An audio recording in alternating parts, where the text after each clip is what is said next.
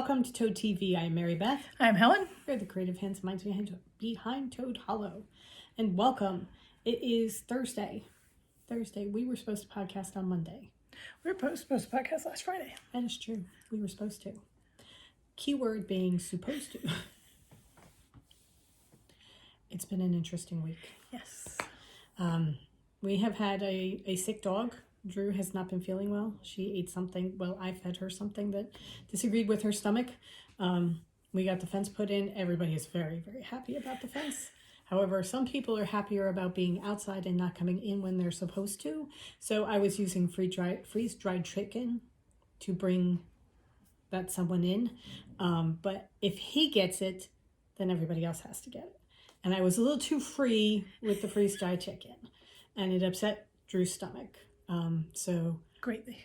We have had 5 days, 6 days, where every other day it was, you're up every single hour taking her outside. So it's come down to 3 sleepless nights for the humans. Yes. We have decided that freeze-dried treats are going in the freezer for right now, and they're not being taken out for a while. Because somebody's 1.5-year-old stomach is like iron. Yeah. And somebody's 13-year-old stomach just can't handle it anymore. We had a trip to the vet. Actually, that was really cool. Yeah, we found a new vet up here. We found a vet. I mean, she's meeting Drew and Hugo for the first time, but both of us worked with her way back in the day when we were working at the Cedar Grove Animal Hospital. So we met up with Dr. Confessori again, who I'm so excited that we found her because she's wonderful with the animals. Yeah. And it's so nice to see her again after, I'm not even going to say how many years. Just goes a long time. Yeah. Like, we left her married and her children are grown and out of the house. Yeah, right. So, yeah, no, it was really, really nice to catch up. She's got an absolutely gorgeous vet practice. If you're in the area and need a vet, the Wishing Well Animal Hospital in Wayne, New Jersey, that's where she works. She's amazing. And her staff, everybody that we met, just were so wonderful with the dogs. And they took us, we called in the morning and we were in a vet appointment, not an emergency appointment, a vet appointment at 10:40 that morning, which was really nice because anything I've read on Facebook posts here and everything like that, or the vet practices here are just overwhelmed and it takes 6 weeks to get in as a new patient. And we were worried about that. Mostly we were worried about Drew, and she came home. That's the key word. She came home with medicines to firm her up, and we will reevaluate at the end of the week. The good news is that it's just an upset stomach and she will be getting better soon. She has medicine to take and that kind of thing, but she is good. She is all right. My poor mom, we left her running out the door saying, hey, we have to go to a vet appointment. And by the time we got back, she was so worried about Drew. Oh, and I came in by myself and she's just like, where's Drew? I'm like, she's in the front yard. It's okay. It's okay. It's all right. So, everything is back on track now. However, sleepless nights do not lead to productive days. Right. So, we're kind of off schedule a little bit. We also had new for the Halloween. God. We also had one day where, well, it was Friday night, where the real field temperature went down to like -19 with howling winds. And Saturday, this house was so cold. It really was. When it gets cold like that, the house can maintain maybe 55. So we spent Saturday huddled under blankets, like fighting over space heaters. Yep. Because you can't also have 2 space heaters going in the same room because the fuse blows. So, yay, old houses. Yes. We've got a Rube Goldberg setup going with extension cords and things like that. However, it was okay. Yeah. We're fine. And then, on Monday it was 50 degrees. So, hey. Right. Well. So, I mean, you've got sleepless nights, worried over a sick dog, temperature fluctuations of, 70 degrees within 48 hours. Take bets as to who's going to be sick next week. Right. Not good. Yeah. Nobody yet. We're all good. So we are now back on track. The sweatshop is up and running again. We are working on bags, so we will be showing them to you hopefully fingers crossed, next week we will be showing you a whole bunch of bags Right. that will be going into the shop. Yep. So, and they're, oh my God, they're so beautiful. So pretty. If you follow us on Instagram, I've been kind of showing bits and pieces in stories as we go along making the bags. So you can get little sneak peeks. If you don't follow us on Instagram, I don't know why not. Right. We are Toad Hollow and Jay. You're dead to me. And you can come find us there. Okay. So that really is, that's the week. That's the life update. Yep. All right. So, I'm reading a new book. It's called Legendborn. I will get you an author for it. That's not the right one.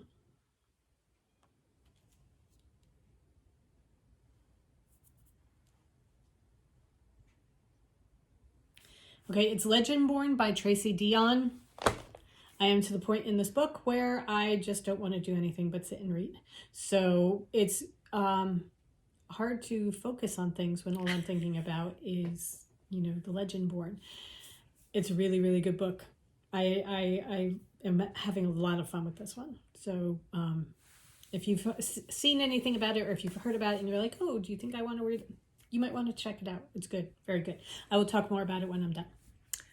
I am reading Beartown by Frederick Bachman. This is an incredibly well-written book. There are trigger warnings out the wazoo.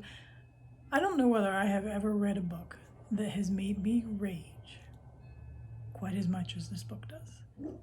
More than all the ones that we read in January? There was a lot of rage in January. Yeah, no, this is... Okay. This is a rage. Okay, then. I can't do more because I don't want to... Number one, you need to read the book. I don't want you to not read the book. And I don't want to spoil it, but it's just... yesterday I was just like, a ball of rage. Wow. Okay. And then there are little moments that kind of bring you back to humanity, but just mostly a ball of rage. Okay. Maybe we should set up something in Fable where you go in and you type your thoughts for each of them and I'll come through and read them as I read that chapter. Okay. All right then. So we should talk about something happy now. Not rage-inducing. Let's talk cross-stitch. Okay. All right, so we're going to talk about our cross stitches, show you our progress and everything, and then talk a little bit about how we manage thread and needles in cross stitch. Right. This is just something that works for us. It's not necessarily the right way or the wrong way to do it. I don't think there is a right way or a wrong way to do it, but this is what works for us. So, shall we start? Yeah. All right. I am working on Detective Toadski by Mama Witch Cross Stitch, and this is where I am so far. So you can see him. He's really showing up. Oh my God. This cross stitch pattern is so cool. The background is just incredible. I can see the house. Because when I come up close, it's like you've got the house, the tree I think branches. There's another house down here. Isn't that another house down there? These are the ghosts. Like there's one down there, but above him, like right there, doesn't that look like houses? I think that's like a tree. Here? That's a branch. Oh, okay. That's part of your border, I think. No, I think it's houses with no. Yeah, see, this is all a tree coming up. Okay. That doesn't look like a house to you with moss on one side of the roof? I can see where you see that, but I think that's just leaves coming out of the tree. Okay. Yeah, that's it. Because they come up. They come up all over. Okay. Anyway, it's a mystery. You can read whatever you want. Right. But that is definitely a ghost down at the bottom. So cool and subtle. Yes. Because you're so focused on him. Oh yeah. So that's where I am so far. I just have this bit down here and then I'll be done. So I'm on my 4th page. I'm probably about a third of the way through it. It's so cool. It's amazing. I love him. I really, really like the way he's turning out. I am doing also a Mama Witch cross stitch pattern. It's Christmas evening. And I just finished the halfway point. I finished page 2. So the top half is totally done. Yeah.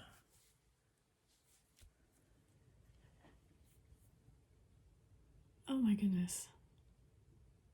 I love him in his Christmas sweater. Yeah.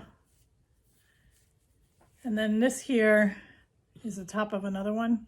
So this is his arm coming up here. And these are his eyes. It's just I have to get to that point. I'm working my way. I've just started this bottom half here. So the next thing to appear will be him. It's so cool.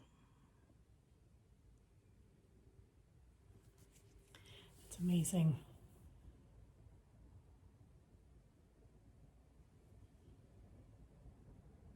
And I love that you go along, and I was doing him by color. So first I did the red for his hat and the scarf. And like the last thing I filled in was the green, the light green of him. But before I did that, I did the dark green, which is his mouth there. And once you put the mouth in, it was just like, oh, okay, there he is. I know exactly who that is. I know. You get the expression and Yeah. it all fits together. The fire in the fireplace. Yeah. It actually looks like it's sparking. Yeah. You know, because of the little bits of color that she has going. It's incredible. Little X's on a piece of fabric. Right. My mother has parrots. Can you hear Murphy in the background?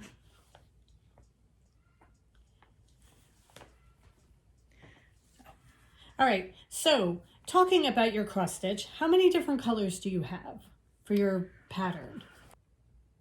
15. Okay, I have 17. So I don't know how everybody does their cross stitch. And I know that some people will stitch everything that they can of one color and then take that thread out and thread the needle with another color, because that's what I used to do. And then stitch everything with that color and then put that thread away and take out the next one. And on the last one that I was working on, the pumpkins, which I have not finished, but I put them aside because it's very fall and Halloween, and I'm putting it aside for now because I wanted to do something different. Something a little bit more moody because it was winter. But with that one, I started doing it where I threaded a needle for each color. And I had one for going for each color so that when I reached that color, I could just pull it right out and go with it. And I was trying to figure out, how do you do it where you're going to be able to know the colors? You know, how do you mark the needle with the colors? Because I have several colors. 6 different shades of green in mine. Right. I mean, there are colors that are all very, very similar. Sorry, I'm trying to, okay. This is one color brown. Okay. This is another color brown. Now, not having, I mean, to the naked look eye, at that. they really look the same. There's a piece of Hugo. Not knowing which one is which. If you just have a needle with each of these colors, I would never be able to tell which was which. So what I did was I printed out the legend that has all the different symbols on it with the colors written next to it. And then I stuck a needle through for each one. It looks like a mess, especially since it's kind of tangled on the bottom, but they all do come out when I need to pull them. And then what I do is I just go to the symbol and pull out the needle that I have with the color attached to it, and I'm all set to go. And then when I'm done stitching with that, I put it back in where it goes. And it's ready for me the next time I need it. Also on this legend, it's got written what the colors are, and we put in any changes that we made, because we didn't have all the DMC colors, so we interchanged with some of our hand-dyed floss instead. We have an exceptionally large stash of floss, so So it's criminal to buy more. Right. So what we did was we just found things that were similar and put them in. So this is what I have been doing. Some of them don't have the needles because I have finished with that color for the pattern. I know that I'm not using that color anymore. So that once I have gotten to the point where now if I hit the last symbol for that color, I just unthread it and put the needle in a scrap of fabric that I have. I keep saying to help, we need to make needle books so that I have the needles. But I made sure that I had 17 needles available so that I could have one threaded for each color so that I can go through and find it when I need it. This has been making it so much easier. It makes it very fast to find the colors. I don't have to rethread the needle every time I want to start stitching. It's all ready to go for me. And if it gets to the point, now I've been working on this for 2 months. Probably we started 3 in months? December, yeah. 2 or 3 months. I have not had to reprint this to put, you know, because when you slide the needle through, it tears or something like that. I haven't had to do that at all. If I do need to, I can always reprint it. Hugo has a yard and he feels the need to use it. Has to be out there. The public goes by. He needs to talk to them. Right. Anyway, what I was saying was if I needed to, I could print out another one, but I haven't had to. I do fold it over, so it's folded in half, so I'm going through 2 layers of paper. But that's what I do. And I found it very, very helpful. It really keeps me organized. I know where to find things, and I know which color I need next. So it works very well for me. How about you? I'm starting to move over to that based on our conversation yesterday morning when we were talking about this. Because I have been changing colors every time and then I get lazy. So if I start, you know, like with this light green up here, I'll go along and do all the light green and then I'll think, you know, well, that's a really large jump. You know, I go along and do the border and then there's a really large jump until the next light green, which is over here. And do I just finish up here or do I just keep the needle threaded and used here? And I was doing that and you can never... Which one were you doing? You said you were doing that, but which one did you choose? I was keeping the light green. I didn't rethread the needle, so I jumped over. And that's a lot of distance to cover and get correct. Right. Which I did not. That's why I can't do that because every time I do, it's I'm wrong. always off by like 1 or 2 stitches and then I have to take it out. Or I spend so many times counting and recounting on the pattern. Okay, 1, 2, 3, 4. Right. Okay, so it's 15 over. If I start here, it's 15 over.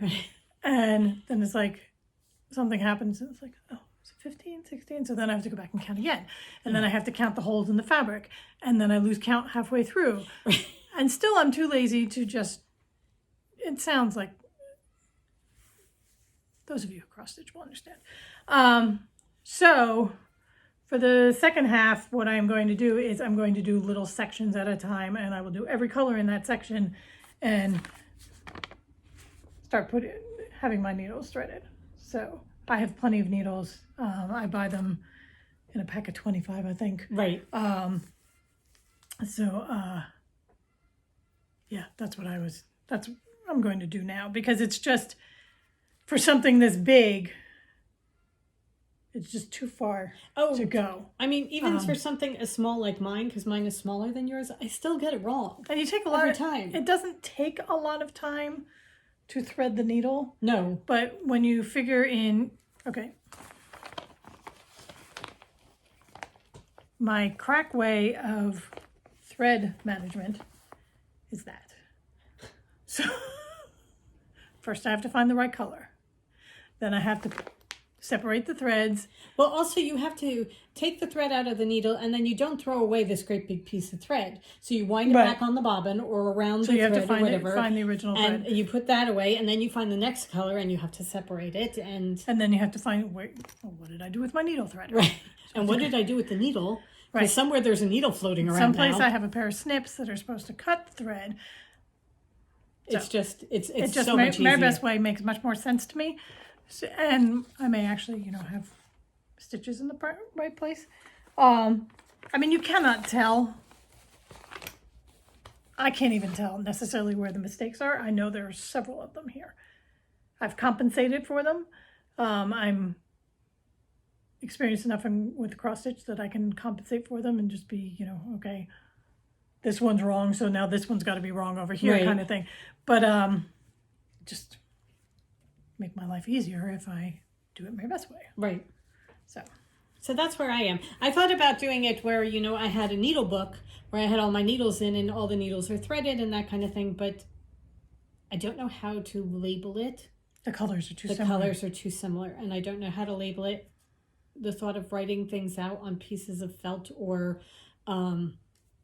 batting, and you know, this tiny little piece that's about that big that you're sticking all these needles in, this is just so much easier. Yeah. And I'm not printing out the entire pattern. I'm printing out one page that I will then, when I'm done with this, I will write on the back of it shipping weights and things like that. It will get recycled that way, and then it will go into the composting. Right. So it will get used over and over again. So I don't feel bad about that. It's just it's my way of keeping track. Yeah. That's the best way for me. Also, in my good notes, what I do is I mark off the picture of the things that I've been doing, and I do it in the color, as close to the color as I can, of How does that help you? Do you just like the pretty? No, it shows me what color I've done so that I Okay. can just go through, and now I know that all of these greens are one particular color, Okay. so I can see where it is. But Because I mark mine off too, but I just use one color. right, I did it one time where I was doing it that I did each day in a different color, so that I would mark off whatever I That's did what I do. Yeah. in one color. But then if I am trying to find this, say this particular stitch, here, I'm going to blow it up. Okay. I am trying to find, sorry. Do you see those two U's between the blues? Okay, those are the stitches that I'm trying to find. All right. If I am looking at my cross stitch, trying to find it on here where those U's go is kind of difficult. Oh, I see. So if you know you you're don't looking know, in between two blue. I'm Okay. looking between two blues, and I need to find two U's that are going to fit in between those two blue stitches. Okay. That is, so I know that I'm looking for dark blue coming down, and I'm looking for two stitches that are available in there, and it makes it a lot easier for me to find. Okay. So that's why I use the colors mostly. But that's how it is. Okay. All right. How about you guys? What do you do with your needles during cross stitch? For those of you that cross stitch, do you use one needle that you keep rethreading, or do you have a whole bunch of needles going? And if you have a different way of organizing them, let us know, because we'd love to hear about it. Yeah. Because this isn't the only way. This is what's working for me right now, but I'm always open to new suggestions. So yeah. And if you've come up with some great thing that allows you to, you know, stick your needle in and have it marked nicely, let us know. Yeah. We'll tell the world about it. All the people that follow us. That teeny tiny part of the world, but we'll spread it loud and clear. All right. So that is where we are right now. Yes. That is the state of the cross stitch. We are being very good and staying true to one project until we finish it. It's good that to start the next project, either I have to decide an existing project, which is very difficult, or I have to find the fabric and all the colors and everything like that for a new project, which dims the excitement of starting a new project a little bit. So, And this way, besides, all my needles are taken out. yeah. So I can't do anything until I finish this one because I need my needles. Oh, I am having a wonderful time. It's not that I want to start something new. I really am enjoying doing my detective. And I hope to be done before we meet again and to talk about cross stitch. I hope to be finished with this because he's so cool. He really is. So cool. All right. Do you have anything else to talk about? I think that's About pretty much it. That's about it for today. I hope you guys are having a wonderful week and that you're getting ready for a lovely weekend. It's supposed to be nice here. A little bit rainy, but warm. We're talking 60s. I think there's some big game this weekend or something. Oh, that's right, there is. The sports ball is going on. Yes. So if you're into the sports ball, have fun watching. And next time we meet, we will discuss knitting. I have a finished object. Oh my God. Wait till I've you started a see. new project. She's just whipping through things Yeah. left and right. So, I am still working on the Wander sweater and you're coming along. and it's oh my gosh, it's so beautiful. Somebody put up a picture that she knit in wolf over on Crafting with the Toads, and it is gorgeous. Yes. It is so beautiful. I said to Helen, we're gonna have to dye that again because now I need a sweater in wolf. And my mom and I were talking about how nice your hat looked that you did in the Queen of Hearts. And I have wanted a sweater in that for the longest time. I have to finish my sweaters before I can move on to new sweaters. So Dyeing wool for new sweaters. dyeing wool for new sweater, how or when I don't know. But the desire is there. I see some of these and I'm like, oh, that's so pretty. I want one. I must have them all. I must. All of them in all the colors. All right. Have a wonderful weekend, everybody. Go forth and create. And we will see you next week. Bye. Hopefully on Monday-ish. Yeah.